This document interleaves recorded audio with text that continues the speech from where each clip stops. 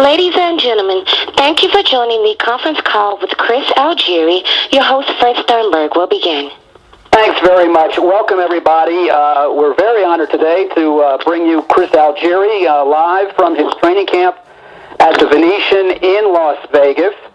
Joining him today will be his trainer, Tim Lane, his promoter, Joe DeGuardia. And before we begin the call, I just want to let everybody know, if you haven't seen 24/7 yet, you really should. It'll be replaying on HBO throughout the next couple weeks. And this Saturday, they have an all-new special called Under the Lights, Pacquiao Algieri. It'll debut this Saturday, as I said, at 11:45 p.m. ET PT on HBO. There has been so much written about Chris Algieri. If we went through it all today, we wouldn't have time to even speak with him on the call, but let it suffice that he is the undefeated champ, the only champ representing New York right now, and a renaissance man in any sport. And to tell you a little bit more about him and the promotion, it's my honor to introduce to you Hall of Fame promoter, Bob Arum. Bob? Thank you, Fred. What do you mean he's the only champ that New York has? The Jets just beat the Steelers on the weekend. My mistake. Anyway, I'm glad to be on this call. We're all getting ready to go across the world to Macau, to the Venetian. Our hosts, everybody is looking forward to this event. It's really building up tremendously. All these great fighters leaving who'll be participating on the card, and we're particularly thrilled to have Chris Algieri here with us now because he's really stirred the pot. People are paying tremendous attention to this fight. I want everybody to watch this weekend is Under the Lights because it's a truly terrific analysis of the fight. Tim Bradley did a great job, and Virgil Hunter, in analyzing the fight. So without further ado, although Joe is here and he'll say something later on, and Tim Lane, the trainer, let me turn this over to Chris Algieri. Chris? Hi, everybody. Thank you, Bob. Appreciate it. Glad to be here. Happy to be involved with the promotion and got the opportunity for this fight. Before we get started, I'd just like to take a moment to pay tribute to all the real warriors out there today on Veterans Day, and just give them the honor and tribute that they deserve for going above and beyond and fighting hard for their country and their beliefs. But that being said, like I said, I'm happy to be here, and training camp has gone fantastic, and it's been a tremendous lead up coming up to fight week. And Team Algieri is very excited about our trip to Macau. We've done all the hard work here, and we're ready to travel across the world and eventually shock the world. Okay, Chris, thanks. And let's hear a couple of words now from your trainer, Tim Lane. Tim? Yeah. How you doing, Bob? I'd like to thank everybody for joining in, and thank the promotion, Top Rank and Star Boxing for allowing us to be up in the show like this. And training is going wonderful. Chris is in shape. He's mentally and physically ready to go, and we're ready for our road trip. Good, thanks, Tim. And now Chris's promoter from New York, All-Star Boxing, Joe DeGuardia. Joe? Thank you. Well, likewise, it's a pleasure to be on this call with everybody. So much has already been said about Chris, and he's been a great ambassador for the sport. I'm proud of our association, and it's been a real pleasing promotion, going from Stony Brook to Wall Street to China, Macau, and to the West Coast. So it's something we're really looking forward to. It's going to be a great fight on November 22nd, and looking forward to the fight between him and Manny Pacquiao. Right, and you forgot to mention, Joe, that because we stopped in San Francisco, a lot of people there are crediting Manny and Chris for bringing good luck to the San Francisco Giants, who went from a wild card to world champions in the last baseball World Series. I tell you, Fred, it's a lucky charm. Yeah, lucky charm. So, Fred, I'll turn it back to you. Thanks, Bob. Operator, why don't we give instructions on how the media can ask questions, please? Ladies and gentlemen, if you have any questions at this time, please press the number 1 key. Again, if you have any questions at this time, please press the number 1 key. Chris, while we're waiting for everyone to line up in queue, I have one quick question. It seems like you're everywhere. Somebody wrote to me yesterday after looking at all the things you've been doing at Stony Brook and establishing a scholarship there and leading parades and meeting Sylvester Stallone. They think maybe you're more apt to be running for governor than for the next welterweight championship. How are you handling all this media pressure during training camp?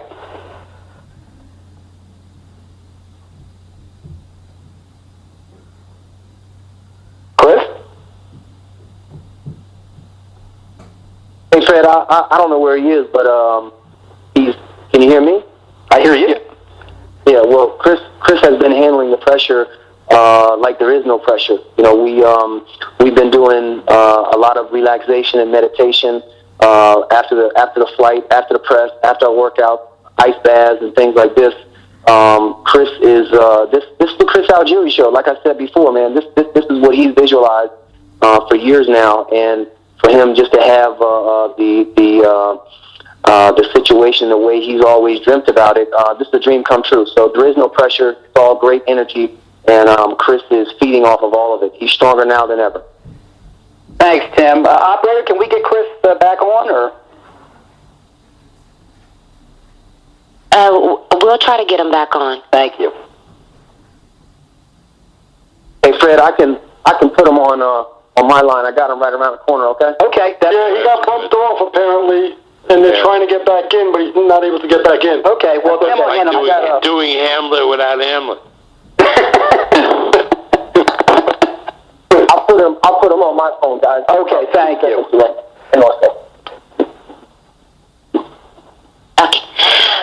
Okay, our first question is going to come from Martin Rogers with USA Today. Hey, Martin. Hey guys. Hey, Chris. How you doing? Chris, you with us? No, you know, guys, I think he might have went in the elevator. We're here at the hotel. Sometimes the reception is not great, but I'm trying to catch up with him right now. All right, let's you guys still hear me? Hold on there, Martin. We'll get you in a sec. Yeah, no problem, man.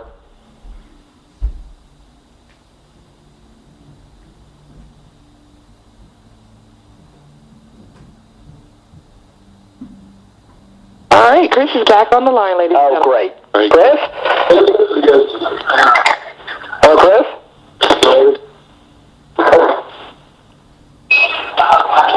Chris? Yeah. Okay, great. We've got Martin Rogers from USA Today ready to ask you a question. All right, ready to rock. Hey, Chris, how you doing, man? I'm doing well, thanks. Good. Just a quick question about, obviously, read a lot about your wish to go to medical school. With everything that's happened in your career over the past year or two, is that still a wish of yours? And at what point in your life do you envisage that happening? Oh, absolutely. Pursuing my education is definitely the next step in my career. There's no doubt in my mind that my mind is still hungry and I want to keep pursuing my education, but it's just got to be on hold right now. I have to focus full time on my boxing career because we're at the elite level now, and it takes 100% focus. If I could just follow up on that really quickly, where did you wish to go to medical school or become a doctor come from, and what sort of type of medicine do you want to specialize in? I'd always told myself going to a New York institution because I love New York and had a great experience in college back on Long Island. Stony Brook is my alma mater for my undergraduate degree. They have a fantastic and very competitive medical school, so that would be a great place to look into. But there's other great schools in New York. So we'll see what's available and when the time comes. And in terms of what I want to study, I've spoken to many physicians and many friends of mine who've gone through the process, and oftentimes you really don't figure out exactly what your expertise is going to be until you go through your rotations and get to experience it firsthand. From my background in health and fitness, cardiovascular is very, very interesting to me. You know, it just has to do with health and everything. In a lot of the disease states that we're dealing with now in this country are related to a lack of good fitness and nutrition. And since I have a background in that already, it does make logical sense. But like I said, I'll see as I go through it. There's also sports medicine. So we'll see. You know, there's a lot of options when it comes to medicine and healthcare. So only time will tell. Thanks, Chris. Thank you, Mark. And our next question is going to come from Dan Raphael from ESPN. Please go ahead. Thank you very much. Hello, Chris. How are you today? Hey, Dan. How's it going? Everything is good. My question for you, Chris, you know, you've taken up your residence in Las Vegas. You've been working out in front of everybody. Can't go anywhere without seeing anything on this fight, but it's all about you. And because Pacquiao is over in the Philippines and sort of out of sight, out of mind from a lot of the American fans and media, how has it been for you, you know, in your first big pay-per-view fight to be the one that's had to basically carry this entire promotion? If no Chris Algieri is involved, you wouldn't even know there was a fight, frankly. How has it been for you? It's been fantastic. I mean, this is the kind of stuff that you want as a fighter coming up. You know, I'm a champion now, and now I'm fighting in the elite level, and I mean you want this kind of exposure. And you know, a lot of guys say that they want this, but when it comes, they're not ready for it, or they didn't really want it. I'm not that kind of guy. You know, this stuff gets me up. You know, my open workouts, you know, they're like fight day. You know, I got a lot of pressure on me, and I rise to the top. So I've been enjoying my time here and the time underneath the microscope. And it's just, I really believe that it's helped our whole team step up and perform that much better. So, Chris, you don't feel, though, that, and maybe this isn't the right way to phrase it, but, you know, for lack of a better way to understand it, that you're kind of like taken advantage of here because you're here and you're the one that's doing all the interviews, you're the one that's doing all the appearances, you're the one with the open gym for people to see you, you're the one that's making appearances on the HBO shows when they have boxing events to do interviews and stuff, and Pacquiao is kind of like by himself, you know, totally focused. Do you feel like it's been a little bit too much for you, or you're comfortable with the way it's gone? No, I've been comfortable because this is actually my first time where I'm fighting, where I'm not working as well. You know, I've been a full-time boxer for this camp. So all this other stuff that we've been doing, it's kind of in par with how busy I normally am anyway. So, you know, Pacquiao's not the only guy who does a million other things besides boxing. You know, I've got a lot of other stuff that I've always been into throughout my entire career. I've put all that on hold now, and now really I've just been, you know, more stuff involving, you know, the promotion of the actual fight and doing interviews and making appearances. So for me, I'm no busier than I've ever been. I've always been a busy guy. Let me ask you one other thing then about that. Should Chris Algieri win the fight, what do you think that does as far as a shot in the arm for the sport to somebody that's been so accessible and so well spoken about everything and, you know, comes across as just a great, nice guy to everybody? What's that do for your personal career popularity and also you think in terms of generating interest in the sport? You know, I would hope that it would elevate the sport to a more mainstream audience and really as a crossover appeal. You know, we need to get more people watching boxing. You know, I love this sport, and anything I can do to help it is great. You know, and the more attention that is drawn to any one of the fighters, and myself included, especially in a positive light, is good for the sport on a whole. So if we can elevate the entire sport in the process of elevating my career, what the hell? Let's do it. All right, Chris, thank you so much. Good luck with everything in Macau. Appreciate the time. Thanks, Dan. Appreciate it. Yep. And our next question is going to come from Mike Woods from Sweet Science. Please go ahead. Hey guys, I'd like to take the time to do the call. This question is for Chris. Chris, emotions are helped when fighters talk a little bit of smack, a little bit of trash. You're like to report yourself as a classy guy here. When a Freddie Roach says something like you're a tough guy, but tough guys don't win fights, you like to run a lot, is there a temptation to fire back to help the promotion, or is it a pride?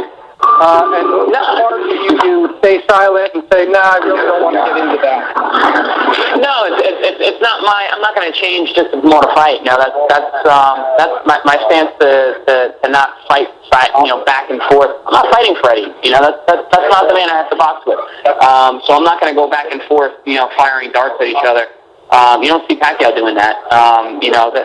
That's Freddie's prerogative. That's what he likes to do. That's not me.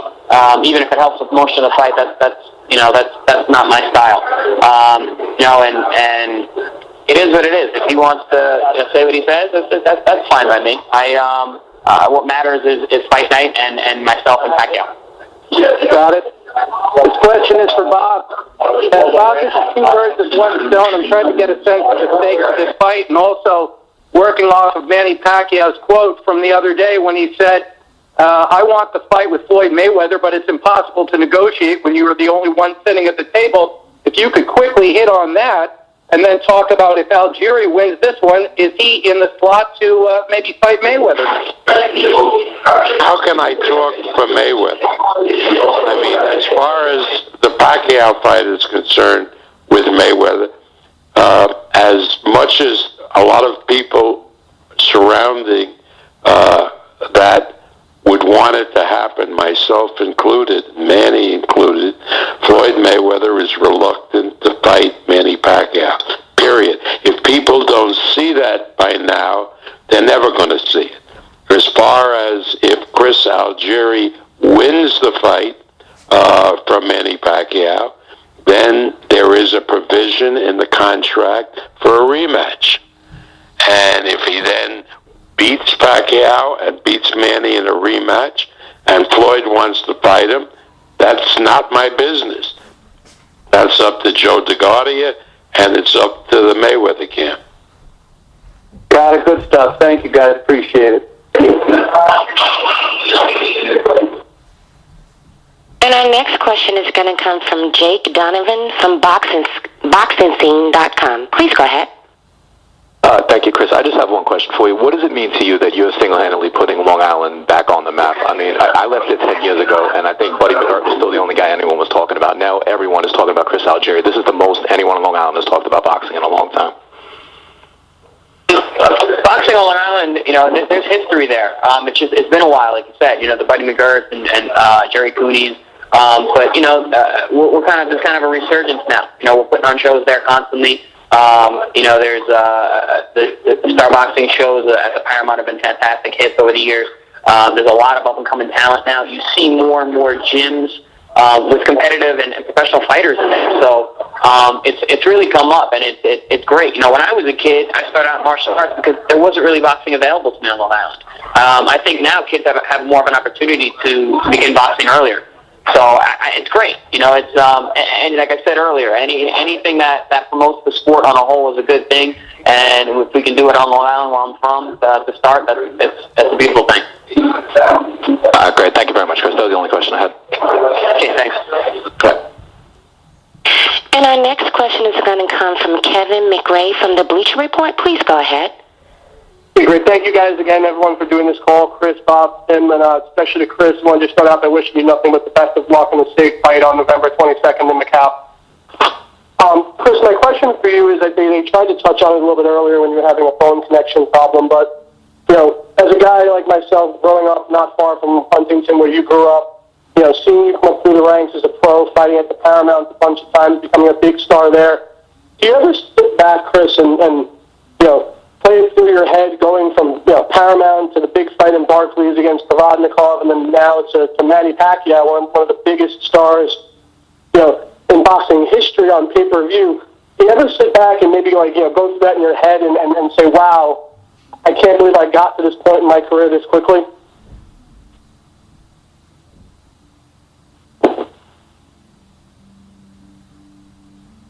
Hello? It's 0 to 100. Hello? Oh, go ahead. Go ahead, Chris. Go, Chris. It's it's 0 to 100. That's just the nature of the game. I told my mother a joke one day, like, Chrissy, it's just like you said it was going to happen. It's going to be nothing, and then boom, explosion, and now you're a full on sprint, toward your dreams. And that's just, like I said, the nature of the business. I'm not surprised by it because I've been watching this sport for years, and I've seen it in other fighters, and I knew my time would come. I just had to stay focused and disciplined, and if you work hard, good things happen. So it's I'm exactly where I'm supposed to be. to jump back quickly to maybe Phil's comparison to your last fight with Fox. Expecting to come from that 22nd. Provodnikov is obviously more of a forward brawler, not a lot of technique or technical aspects to his game. He's going to come and try to knock your head off. And he almost got you in that first round. Out boxing for the rest of the fight. Manny's obviously a lot more rounded as a fighter. He's not going to come forward and try and knock your head off without anything else backing up that game plan. So how do you change the style to adapt to fighting a guy like Pacquiao who has more technical aspects and more wrinkles to his game than if Provodnikov is just straight out slugger? Well, first of all, I just want to touch on Provodnikov's style. He's a lot better than people even think. I mean, he's really every other fight he's had, every fight he's lost has been a very close fight, and he's really brought it. He was a great champion. On top of being an exciting fighter, the guy's good. And to tell you the truth, the Ruslan that I fought was the best Ruslan I've ever seen. The guy was cutting off the ring, and his technique was very sharp, and he was faster than usual. I made a mistake early, but we all know how that went.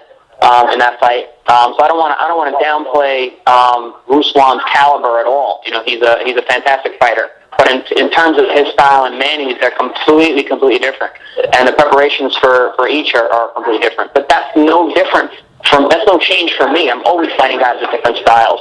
I'm not one of those champions who was brought up and fed the perfect guys to look great. I've had to fight every single style you can think of coming up. I had to fight my way to get here. I wasn't fed anyone at any point in my career. I fought every style you can think of: lefty, righty, tall, short, power puncher, fast guy, slow guy, counter guy. So for me, it's the norm. Preparing for a different style. Manuel Taylor was a completely different style than Ruslan Provodnikov, completely different style than Manny Pacquiao. So it's just that's what training camp's all about. That's why I stay in shape year-round, so I can work on strategy, not on getting in shape. Thanks, Chris. One more quick one for you, Chris. I think you're coming up to welterweight for this fight, but you have a 3.5-inch height advantage over Manny, and about a 5-inch advantage over him. What about your physical advantages in terms of your length and your height? Even though you're coming out to the league, you're getting into trouble, you're able to stick to the outside and have boxing. Or is that your strategy, or are you something different someplace? Well, listen, I mean, it's genetics. I'm tall for the weight class. It's the sport. I'm not built to go in there and stand in front of a man and trade bombs. That's why would I do that? I've got length, I've got reach, I've got speed, I've got footwork and defense. But that's not what's going to be the difference in this fight. It's not a tall guy versus a short guy. It's Chris Algieri versus Manny Pacquiao. It's what I bring to the table versus what he brings to the table. And I think a lot of it has to do with my mental preparation and my mental mindset going into the fight, as well as what we know from Manny. We know Pacquiao is. He's a living legend and a future Hall of Famer for sure. He's one of the greatest fighters who's ever lived. So for me, I got to go out there and be myself. I have the tools and the talent to win this fight. I just got to go out there and perform. All right, great. Thanks a lot, Chris. And again, nothing but the best of luck in this fight. Thank you. Appreciate it. And our next question is going to come from Greg Logan from Newsday. Please go ahead. Hi, Chris. How you doing, Greg? Good. Listen, I was just wondering about your reaction to the situation with the WBO. I know Joe's still working on it. Where does that stand, and what's your feeling about the fairness of them wanting to take the belt away? Been really focused on what's in front of me. It makes no difference for me to worry about it or complain about the WBO situation at this point. I'm just focused on winning another WBO title on November 22nd. So it's one of those things where I don't have. It can't matter to me because I can't make a difference right now. I've got other things to focus on, and I've always been good at that in my life. If it doesn't make a difference or I can't make a change to it, I can't worry about it. I got to see what's right in front of me. Okay, and Greg, yes. that decision of the WBO is now on hold Paco will be over in Macau. You will be there too. You can talk to him there. Obviously, if Chris beats Manny, all this is moot. So it'll probably wait till a decision will be made after the fight. But you'll have the opportunity to question Paco in Macau because he'll be arriving, I think, Tuesday or Wednesday of fighting. Okay. Great. Just one last thing for Chris. I know you don't want to trade with Freddie, but what do you make of the fact that he seemingly is trying to intimidate you with some of the comments that he's made about being in over your head? Well, for one, he's wasting his time because I don't even read those reports. So that's the first thing. Second of all, I hear about them from other people around me, and I'm sure that it doesn't make a difference to me. But it's just, I don't know, it seems kind of odd for him to be coming out so much, and saying so many different things and so many different days, and every day it's a new thing. But like I said, I don't read them, I don't care about them, they don't make a difference. Come fight night, I would imagine it's some kind of strategy, some kind of mental game or whatnot. But Freddie's around a long time, and maybe this has worked for other guys in the past. It's not gonna work on me. Okay. Thank you very much, Chris. Okay, and our next question is going to come from Ube Ergales from El Dario. Please go ahead. Hi, Chris. This is Ube from El Diario of New York City. I want to ask you if you feel that you are the wild card in this fight. What?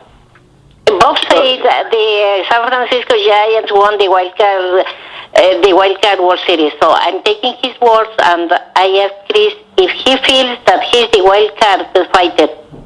The wild card. Oh, is Chris a wild card like the Giants in this fight? Mm-hmm. Okay. Oh. Chris, what do you think? It's not just this fight. I've been the underdog in many of my fights in my career, especially this year, and people seem to think I've come out of nowhere. So, I was given an opportunity. A wild card is someone who's given an opportunity and they run with it. I think I've done that. So yes, I think that's a fair association. And next question. You are going to fight in China. Probably the fans are going to support Pacquiao. Do you feel that you need a knockout to win the fight? No, because I don't think fans who are fighting judges do.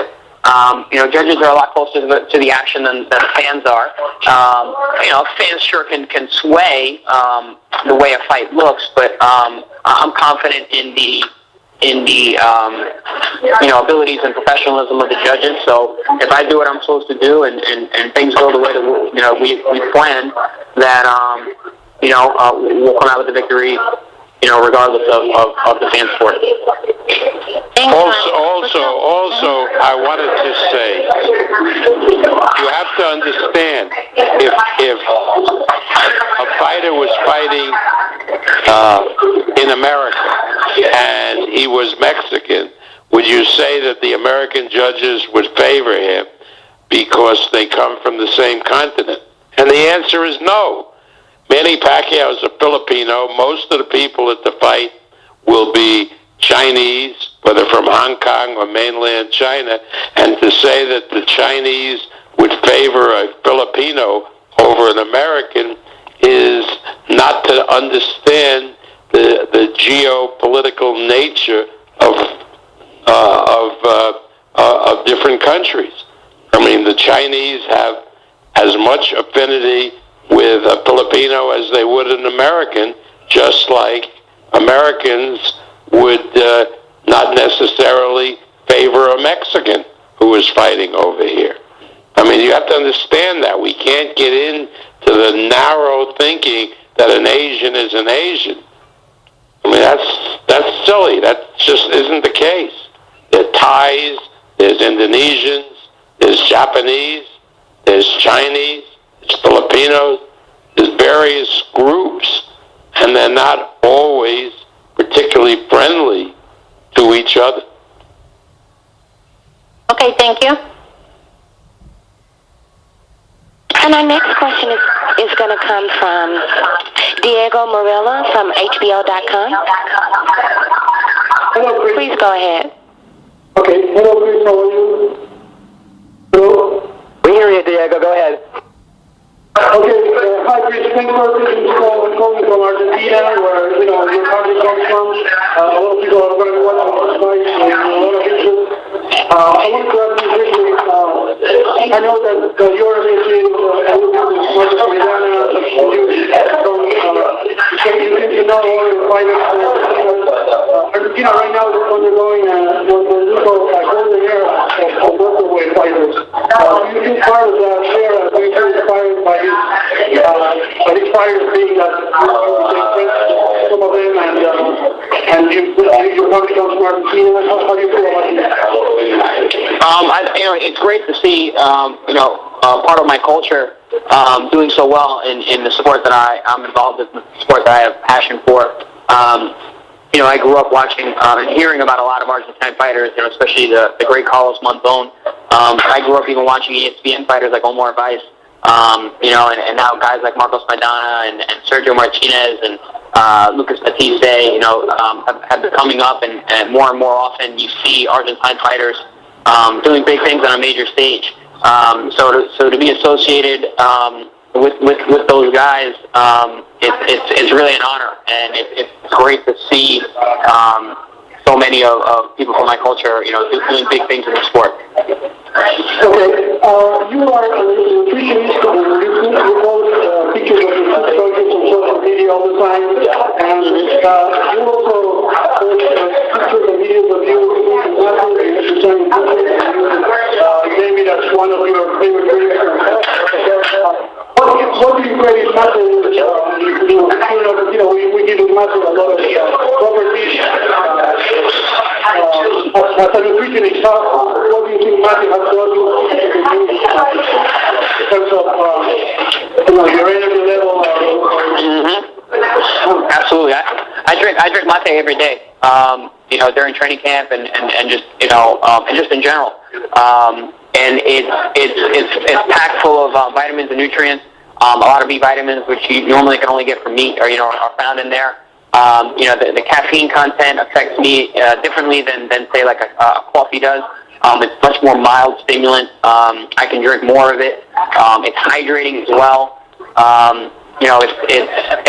It's one of my favorite drinks to drink. It's probably my favorite drink to drink, especially on a cold morning. But it gives me just enough of a pep from the workout. It helps also with fat loss and staying lean. So it really is just an overall incredible health drink. And on top of it, it's part of the culture. It's something that my whole family does, and we've always done. Here in Argentina, we feel that sometimes we drink mate and cheat the stomach, to feel satisfied with your meals, you feel that this has helped you make weight or stay lean. You're a very tall guy with a very lean body. Do you feel that it helped you a little bit with that? I do. It's like you said, it's warm and soothing for the belly. It keeps you from being full. It helps you digest as well, so you get all the nutrients from your food. I drink it, all the way up until fight day. So it's a part of my routine. And in another interview we had, you mentioned this election, you kind of, you told me you saved it for after the fight. You said you see that you should make sure after the fight, or it's part of your No, that's a treat that my mother loves, and something that I'm not big on desserts myself, but that's something that I'll have after the fight as a celebratory. Okay, and finally, you fight in a very cautious, very technical way, but now that everyone knows that you're also Latino, so to speak,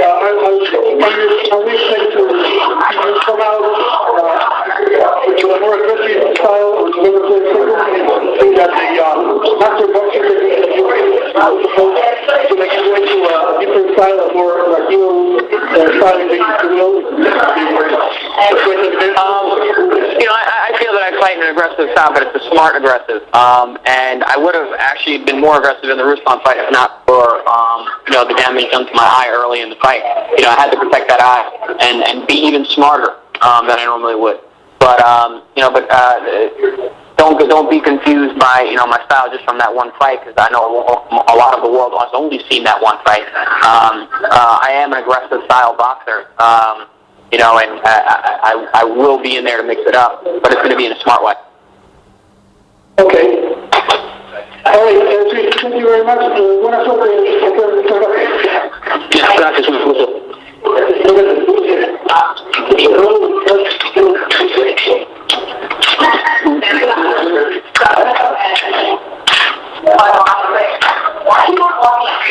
Next question, please. And our next question is going to come from Clayton Collier from the Times-Huntington. Please go ahead. Hi, Chris. How you doing, Clayton? I'm good. How are you? Good.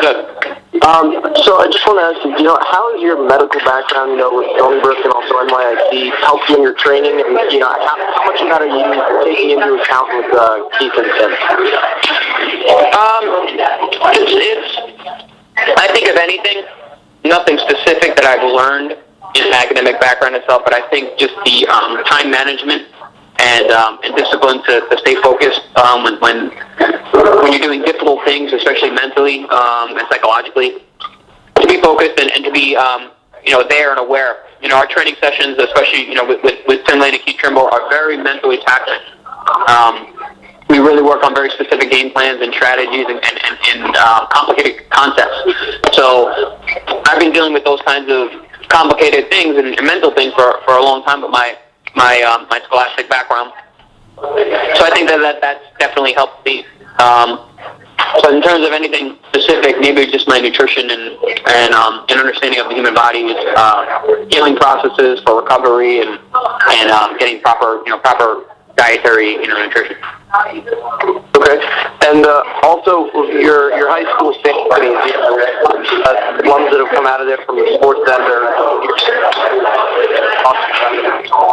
What does it mean? One of the first big alumni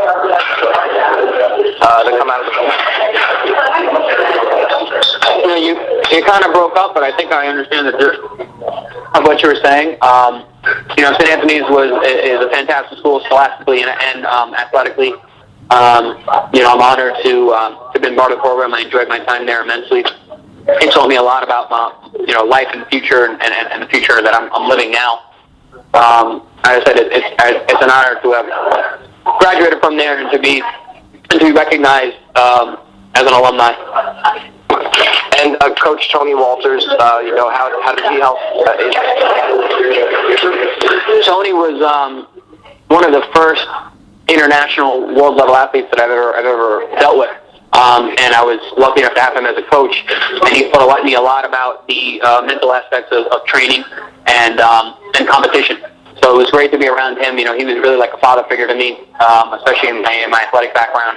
So that's a person who I'll never forget, who will share in every one of my victories from since I left there till I'm done competing.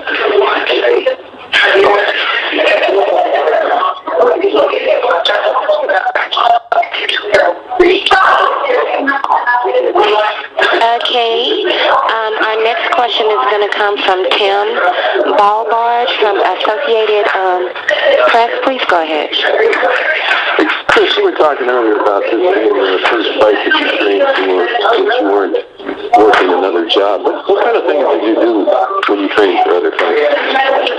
Well, for the majority of my career, I was a full-time student, either at Stony Brook University or New York Tech, studying for my master's degree. After that, after I graduated with my master's, I was working as a nutritionist and a personal trainer. So I've always had other businesses and other things going on, while training for a fight. Chris, were you doing that? I'm sorry, Tim. Were you doing that during the training for Provodnikov? I trained people on Tuesday prior to the Ruslan fight. Okay. Go ahead. I'm sorry, Tim. Go ahead. Did they get in shape though when you train them? Oh, absolutely. I had some very, very fit people. I work with a lot of athletes, helping them, especially combat athletes. I work with a lot of MMA fighters, guys like Ryan LaFleur, John Belante, Dennis Bermudez, Chris Weidman's another guy that I've worked with. And then guys on lower levels, just, kind of competitive guys, amateur kickboxers, boxers, MMA fighters. And then, also just moms, middle-aged mothers who wanted to get back in shape after pregnancy or after being home and not training. So, I had a very, very varied client list. And one other thing, you talked about the mental aspect of getting ready for a fight like this. That you've never actually been in a fight like this, so do you know that you're doing the right things going in mentally? A lot of fighters say the same sort of things, that they go into a big fight and they're going to be the one fighter, that they're not distractions and they're able to handle it all. But once they get into the ring, things kind of change. How do you know that you'll be different? I guess we won't know until November 22nd. But that being said, there's telltales on the way up.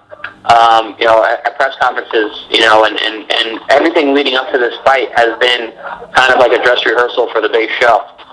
All the attention, all the being under a microscope for the past 5 months, I think has prepared me well. But like you said, I guess we won't know until that night. Let me just get the check. The one thing that does show, though, is the Barclays Center, when he got dropped twice in the first round, the ice was on the biggest scale that he has ever been on before.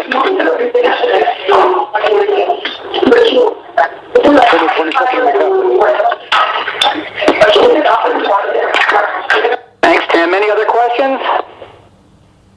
And our next question is going to come from Lim Satterfield from LeanTV.com. Please go ahead. Chris, how you doing? Good, Len. How are you? I'm blessed. I'm doing well. You made a reference to smart box. Do you with your style team?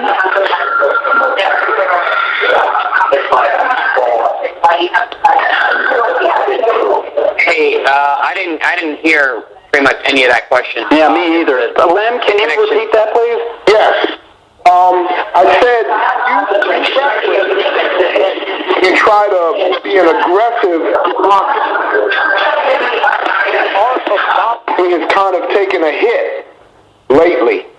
And I wanted to know if you make a conscious decision to entertain as you box, or does it just depend on the fighter you're fighting?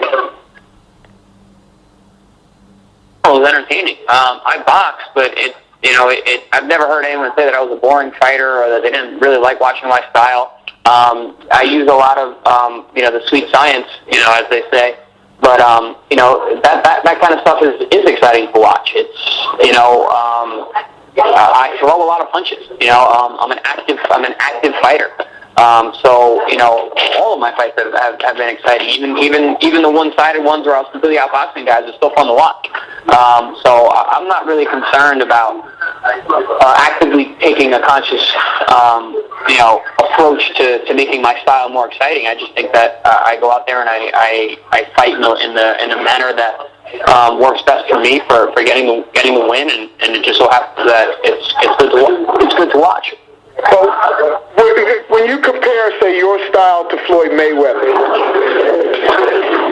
what do you think your style is more exciting and find his style? Well, for one, I'm much busier. I throw a lot more punches than Floyd. He's very efficient with his punches, and when he throws, he lands a very high percentage. But he's not exceptionally busy, every round. I think I bring a lot of energy and combinations and punches, to every single round. Even when I'm not throwing, I'm moving my upper body, I'm moving my feet, I'm moving my head, I'm feinting. changing levels. All those things count. All those things are important, and all those things are setups and are part of boxing. It's kind of a lost art because I think it's difficult to teach, and unless you're a educated boxing fan or an educated trainer or a fighter, you don't even see those kind of things. So it's just bringing some of the finer points of the sport out there. Is there someone in history that you admire for that?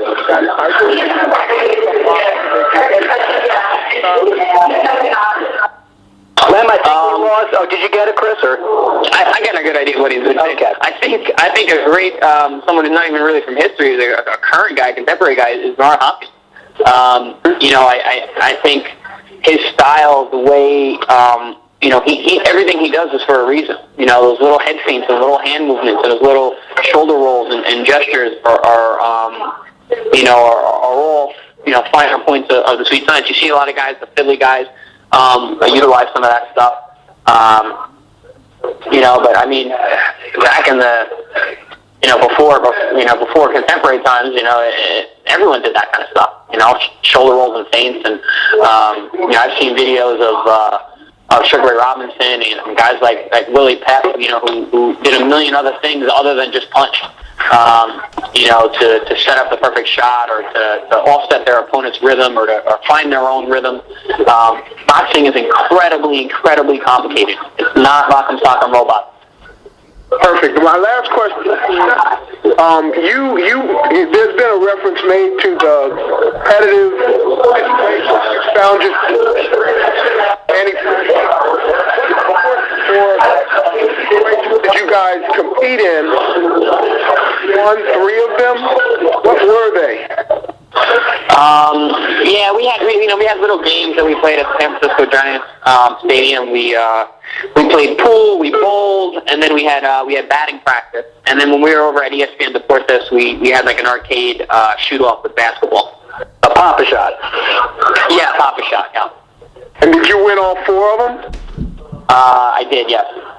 Okay, sounds good. Hey, Chris, thanks a lot. I appreciate it. We're going to wrap this call. A lot of people don't know this. Chris just finished training, and it was nice of him to get on the phone before he took a rest. So we're going to wrap the call up, Bob. I'll let you have a few concluding words here. Yeah, what did you say, Fred? Hey, what's this background noise? Where's that coming from? I think Chris is in a noisy area. Oh, all right. I just want to say that this has been a fantastic conference call. The promotion is really interesting. You have promotions where guys just trash talk each other. That to me is boring. This has been a very, very intelligent kind of promotion with both fighters. I think that everybody should watch on Saturday night HBO's Under the Lights, because the different styles of the fighters are discussed extraordinarily intelligently by Kellerman and by Tim Bradley and Virgil Hunter. It's a program I recommend that everybody watch, because a lot of the questions that you have might be answered by watching that program. And I want to say something else. This promotion has been like and this event has been like a real life Rocky story. Now we know Rocky came from the streets of Philadelphia, uneducated. We have a Rocky here that's highly educated, that's very articulate, but this is truly a Rocky story nevertheless. If I had scripted this and sent the script in to HBO, it would have been rejected because as being unrealistic. But here we are. It's real life, and Chris Algieri is the modern day Rocky. And this should be a tremendous, tremendous event and fight on November 22nd.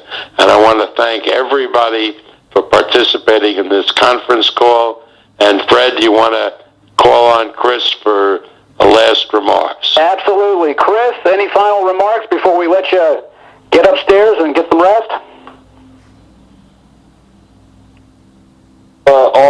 kind words. This really has been a tremendous promotion. I've enjoyed every moment of it. I hope that I was able to answer everyone's questions today, and that I will see you all on the other side of the world when it's fight week. I'm very excited. Team Algieri, all of us are very excited, very much looking forward to this fight. And we've done the hard work, and we're ready to rock. Thank you, guys. Thank you, Chris. Joe, Tim, thank you all. And just to let everyone know, Chris will be sparring tomorrow, and right from there, he'll be heading off to Macau. So, Chris, safe travels, and we will see you over in China at the end of the week. Sounds good, Fred. Thank you. Thank you, everyone, for joining us. And don't forget, Under the Lights this Saturday night on HBO, as well as replays of 24/7 Pacquiao Algieri throughout the next 10 days. Thank you.